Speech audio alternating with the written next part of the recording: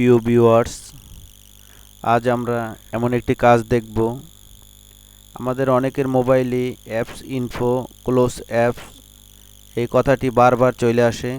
তাহলে আমরা আজকে দেখব এইটা 100% কিভাবে সমস্যাটা সমাধান করা যায়। তাহলে আমরা সরাসরি মোবাইলে কাজটা দেখি।